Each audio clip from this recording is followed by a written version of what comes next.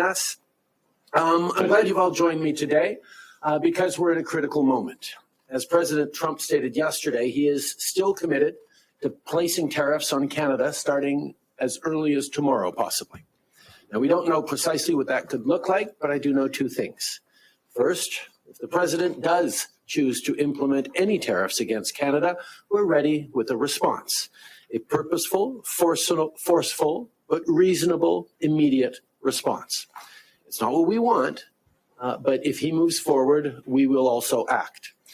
Deuxièmement, on est prêt pour tous les scénarios possibles. We're ready for whatever scenario comes forward. Et ça, notamment, c'est grâce à vous tous. Votre travail est d'une valeur inestimable et son impact se fait déjà ressentir. The way you have all pulled together regions of the country, industries, thoughtful business leaders and thought leaders to unite as part of Team Canada, to be ready and flexible, whatever comes, is not just the right thing to do, it's also deeply reassuring. Reassuring to Canadians, reassuring to business owners, to workers, and to people around the world who look to Canada as a key partner. You've been speaking out, stressing that tariffs against Canada would have disastrous consequences for the United States, putting American jobs at risk, raising prices on Americans, and undermining our collective security.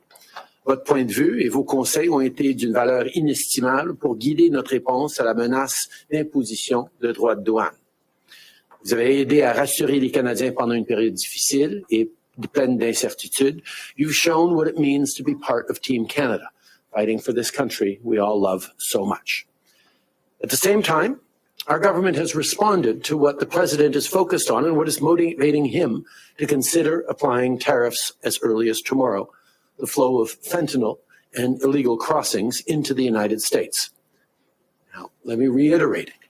Our border is safe and secure, and less than 1% of fentanyl and illegal crossings into the United States come from Canada. We're committed to keeping it that way by addressing current challenges and strengthening our capacity. That's why we're implementing the $1.3 billion border plan we announced late last year. In fact, the first patrol helicopters began monitoring the border earlier this week, and new canine teams along with imaging tools are being deployed to detect and stop the flow of fentanyl. Meanwhile, our previously implemented border measures are already showing results too. We've ended the practice of flagpoling, when temporary residents travel to the United States only to immediately return to Canada to access immigration services, a decision that's saving Canadian and American border officials time and resources. And we're bringing in heightened security for visa applications, which has resulted in an 89% drop in illegal crossings by foreign citizens to the United States in the second half of last year. This is real progress. As the President's Commerce Secretary nominee acknowledged the other day, it demonstrates that we are committed to the Canada-US relationship, committed to upholding the safety and security of our shared border. And while we will continue to explain that Canada is the trading partner the United States needs for its long-term prosperity and global security, Canada has steel and aluminum, critical minerals, clean and affordable energy, stable democratic institutions, shared values, and the best workers in the world. Right now, we're showing the new American administration that they have a strong partner in Canada when it comes to upholding border security, all while simultaneously underscoring that we won't back down, that if tariffs are implemented against Canada, we will respond. We won't relent until tariffs are removed, and of course, everything is on the table. Part of what this council has been doing is pulling together perspectives from across industries, from across different parts of the country to make sure that anything we do will be fair right across the country, that all Canadians will share in the job of standing up for our interests and, quite frankly, standing up to defend the most successful trading relationship in the world. One of the things that this council has been very strong on is saying that this is the opportunity for Canada to move forward internally on free trade within Canada.